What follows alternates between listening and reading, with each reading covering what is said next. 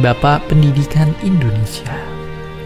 Sebutan yang akan terus dilekatkan kepada seorang pendidik bersahaja yang rela melepas jubah kebangsawanan agar bisa berbaur dan merakyat. Tapi jarang kita tahu, sebelum menggagas filosofi pendidikan kita, beliau memulai langkahnya sebagai seorang aktivis, pejuang, dan wartawan cerdas dan tajam dalam mengkritik penjajah. Dialah Ki Hajar Dewantara. Terakhir di keluarga bangsawan dengan nama Raden Mas Suwardi Suryaningrat, ia lahir dengan tubuh yang sedikit berbeda. Sampai-sampai sang ayah memberikan nama pena yang lucu buatnya. Namun menurut sahabat sang ayah, bentuk fisik inilah yang menandakan sang bayi yang akan berpengaruh besar nantinya. Sebagai seorang bangsawan muda, Suwardi kecil memiliki hak istimewa yang tidak dimiliki anak lainnya. Lalu di masa remaja, beliau pun mendapatkan kesempatan untuk bersekolah dokter di Batavia secara cuma-cuma.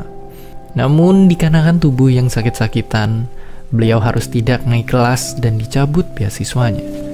Walaupun pencabutan ini juga dicurigai karena ada motif politis di baliknya. Tapi gagal menjadi dokter tidak lantas membuatnya hilang arah. Malah ia menemukan kekuatan baru dengan bersenjata, kertas, dan pena. Tulisan-tulisan Suwardi menarik perhatian dua pemuda lainnya yang juga tengah membangun pergerakan, Dr. Cipto dan Douwe Dekker. Ketiga orang inilah yang kemudian bahu-membahu menyebarkan ide Indonesia Merdeka lewat partai politik pertama di Nusantara. Ibarat mendapatkan angin, di sana Suwardi semakin garang mengkritik ketidakadilan yang menimpa bangsanya.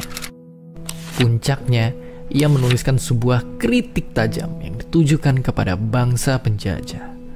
Tulisan yang sangat ironis menyindir perayaan kemerdekaan Belanda di atas tanah sebuah bangsa yang sedang mereka jajah dengan ongkos yang juga harus dibayar oleh orang-orang tertindas. Merahlah wajah dan telinga Belanda. Suara lantang Suwardi dianggap sudah keterlaluan. Bersama rekan seperjuangan, 3 serangga itu pun dibuang ke negeri Belanda. Raga boleh diasingkan, tapi bara dalam jiwa tegar menyala. Di tengah pengasingan, Suwardi justru tercerahkan. Ia mengenal gagasan pendidikan dari tokoh-tokoh besar yang ide-idenya kelak membawanya ke arena juang yang sama. Kembali ke tanah air, jalan terjal masih dihadapinya. Suwardi lagi-lagi harus berhadapan dengan pihak pemerintah kolonial. Celakanya, kali ini ia harus sampai mendekam di penjara. Tapi dari balik jeruji, hatinya gelisah mendengar kabar sang istri yang mengalami pendarahan parah sehabis melahirkan anak ketiga. Lalu, disinilah titik balik itu. Pada satu kesempatan, sang istri mengingatkan Suwardi tentang janjinya kepada sang guru agar mau mendidik kaumnya yang masih tertindas. Bagai mendapat ilham, Suwardi pun segera bersiap lahir menjadi sosok yang baru. Ya, ketika bebas, ia lekas mendirikan sebuah sekolah, Taman Siswa namanya. Sebuah cara perjuangan yang ia pilih untuk memperkuat rakyat dengan senjata terhebat, pendidikan. Ia juga menanggalkan nama kelahirannya, menggantinya dengan nama panggilan yang setara, Ki Hajar Dewantara. Mimpinya sangat besar dan melampaui zaman. Cita-cita untuk meraih kemerdekaan bukan hanya merdeka dari penjajahan bangsa-bangsa, tapi juga kebodohan yang memenjara.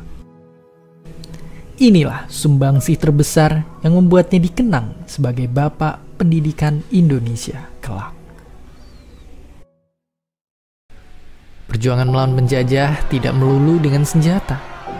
Kisah dari seorang dokter rakyat membela kaumnya dengan cuma-cuma, juru ketik yang rajin mengkritik, ataupun seorang pendidik yang rela turun dan meninggalkan zona nyaman, menyadarkan kita kalau perjuangan itu adalah tentang memiliki ide dan mimpi yang besar. Butuh 3 dekade bagi 3 serangkai sampai cita-cita kemerdekaan dinikmati oleh kita semua hingga hari ini. Sekarang, giliran kita untuk menentukan mimpi dan cita-cita besar bagi Indonesia di masa depan.